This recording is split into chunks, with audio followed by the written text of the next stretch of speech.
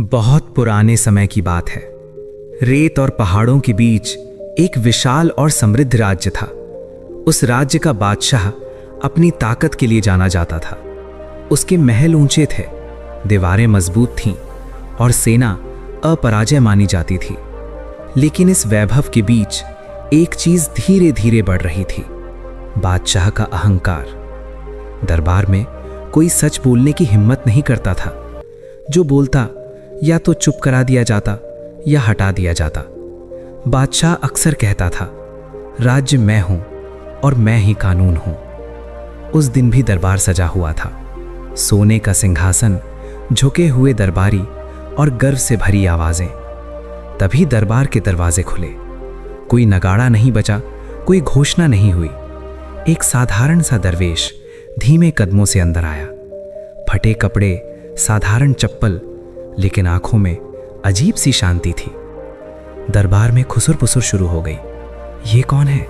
इसे अंदर किसने आने दिया? बादशाह ने कड़क आवाज में पूछा, तू कौन है और यहां क्यों आया है? दरवेश ने बिना झुके कहा, मैं राहगीर हूं और सच कहने आया हूं। सच? ये शब्द दरबार में किसी हथियार से कम नहीं था। बादशाह हंसा। उसकी हंसी में घमंड था। उसने कहा, सच?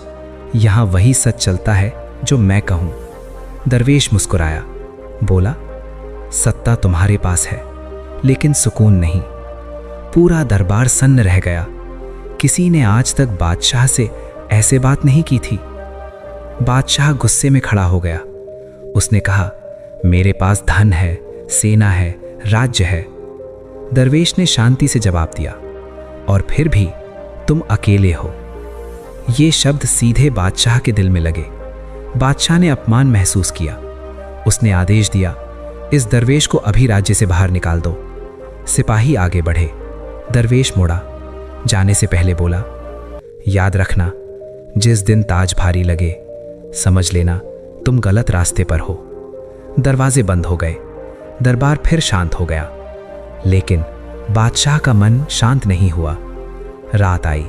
महल रोशनी से भरा था, पर बादशाह की आंखों में नींद नहीं थी।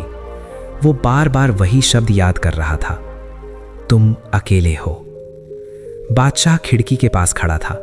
नीचे पूरा शहर सो रहा था, हजारों लोग, लेकिन वो अकेला। उसने खुद से पूछा, क्या सच में मेरे पास सब कुछ है? पहली बार उसका अहंकार दरकने लगा। वो नहीं जानता था कि आज एक दरवेश नहीं, बल्कि उसकी असली यात्रा शुरू हो चुकी थी। एक ऐसी यात्रा जो उसे सिंहासन से खुद के भीतर ले जाने वाली थी। दरवेश का संदेश।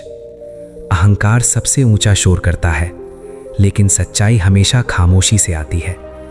अगर ये कहानी आपको आगे बढ़ने की हिम्मत दे, तो राइज स्टोरी इन हिंदी को सब्सक्राइब जरूर करें।